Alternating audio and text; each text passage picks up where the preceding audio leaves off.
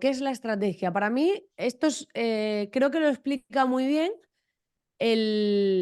cómo le explico yo a mi sobrino, que a veces jugamos al ajedrez y tiene 7 años, ¿no? Y entonces yo le digo, tienes que pensar tus movimientos, pero también antes de pensar tus movimientos, tienes que pensar, o sea, tienes que ver por dónde yo te puedo hacer daño, ¿no? Yo le digo, entonces, primero tienes que pensar si yo te puedo hacer daño por algún sitio y después decidir qué es lo que tú querías hacer.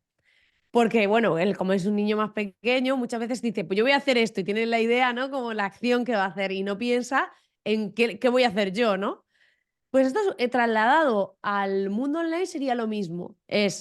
Tengo que ver qué acciones están haciendo los demás, qué jugadas hay y luego decido yo qué jugada voy a jugar dentro de esa partida. ¿Por qué? Porque al final todos nos dirigimos, hay muchas veces que, pues si tú, es como si tuvieses un tablero de ajedrez con tus competidores o con gente que ofrece cosas parecidas a ti, que a veces también puedes mirar cosas que hacen otros, es como mirar a la mesa de al lado, ¿no? Pero la clave es que tú tienes que entender qué se está haciendo, qué es lo que está funcionando, por qué funciona y luego decidir qué es lo que quieres hacer tú, que encaje contigo, con tu personalidad y que conecte con ese público, ¿no? Entonces, para mí eso sería la estrategia. Analizo qué está pasando ahí fuera y decido qué cartas quiero yo jugar en esa partida, ¿no? Eso sería por un lado. Y luego, ¿qué estrategias son las que mejor me han funcionado? Pues por un lado, el trabajar la marca, que fue un proceso casi natural, o sea, fue poco a poco lo fui trabajando, no fue algo de boom, de repente tal, sino fue gradual y ha ido cambiando en el tiempo. Y luego, para mí, esa parte de trabajar la marca ha sido muy potente porque cuando tú te lanzas y tienes una marca más y eres uno más, es muy difícil que la gente se fije en ti. Y cada vez más vamos a ir ahí hacia el tema de la marca, que la marca no son los colores ni el logotipo, que forman parte, pero no es lo más importante, sino el qué estás diciendo, cómo lo estás diciendo, que yo esté hoy aquí y tenga este fondo, que tenga este aspecto, que vaya de negro, todo eso forma parte de mi marca, ¿no? Y de mi mensaje. Entonces, ¿qué sucede? Que tenemos que tener en cuenta que cuando nos estamos posicionando en Internet hay muchísima gente que hace lo mismo que tú y esto todos lo sabemos. Pero ¿qué pasa? Que todo el mundo dice, no, yo soy diferente, yo quiero ser diferente y luego todos se copian y hacen exactamente lo mismo. Y realmente yo tengo una teoría que explico siempre que es muy sencilla, que es cuando todos pertenecemos como a un rebaño generalista de gente que hace lo mismo. Y llega un momento en el que si yo me alejo un poco de ese rebaño e intento hacer algo distinto, me van a criticar y me van a rechazar, porque la gente no va a querer que le rompan los esquemas. Ellos están cómodos con lo que están haciendo, con su estilo de vida. Entonces, cuando tú planteas otra cosa, lo más normal es que de entrada nos genere rechazo, porque esto es por nuestro sistema pensado para sobrevivir, ¿no? ¿Y qué pasa? Que cuando me genera rechazo, hay un punto que la gente dice, vale, pues si me empiezan a rechazar, entonces me vuelvo a donde están todos, porque mi cerebro quiere pero estar en tribu, no sentir que está solo y abandonado y va a volver ahí. Pero hay un punto en que si tú eres capaz de cuando te alejas un poco de ese rebaño y que te critiquen, te sigues alejando y dices, voy a seguir yendo un poco más para allá porque yo creo firmemente lo que estoy haciendo, llega un punto en el que parte de ese rebaño dice, ¿no estará mejor aquel allí? Que se ha ido allí. Y esto se ve claramente como si lo vieses en un pueblo. Esto es como si hubiese gente que no ha salido del pueblo y un día sale uno. Y después ese uno viene un día y dice, nada, pues que vivo allí súper bien en otro pueblo que me he ido yo. Y entonces dice, pues no se estará mejor en ese pueblo. Y va a haber parte de esa gente de ese pueblo que se va a ir al otro, contigo. ¿Y por qué? Pues eso sucede, entonces al final llega un momento en que, volviendo a los rebaños, tú llegas a construir tu propio rebaño, porque hay gente que se va contigo y hay gente que va a pensar como tú, aunque de entrada te hayan rechazado. Yo he tenido mucha gente que me ha rechazado al principio y que ha dicho, pues, ¿quién es esta flipada? Por eso en mi quién soy no pone quién es Marina Miller, pone quién es esta flipada.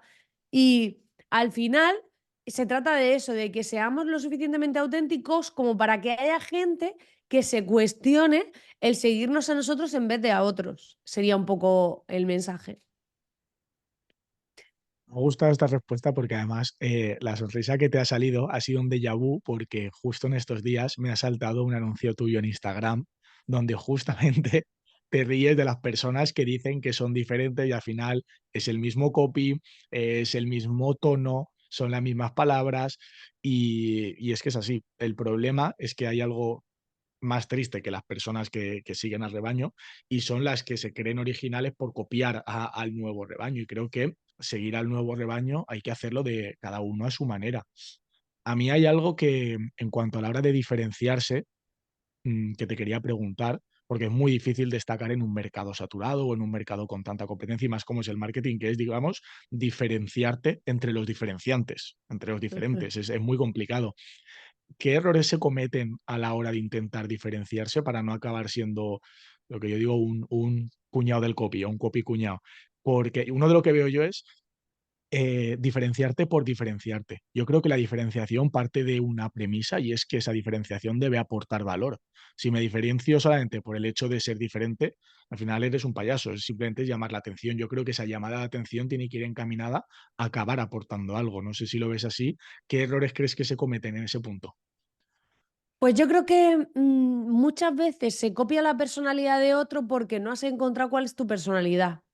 Entonces, al final, es como esto funciona, pues por ejemplo, funciona ser polémico. Pues cojo y hago un tono súper agresivo cuando en verdad yo he visto a gente que tú luego hablas con ellos y son súper formales, súper correctos. Y te lees un email de ellos y parecen como, ¡guau!, súper gamberros. Y dices, pero si es que eso no eres tú.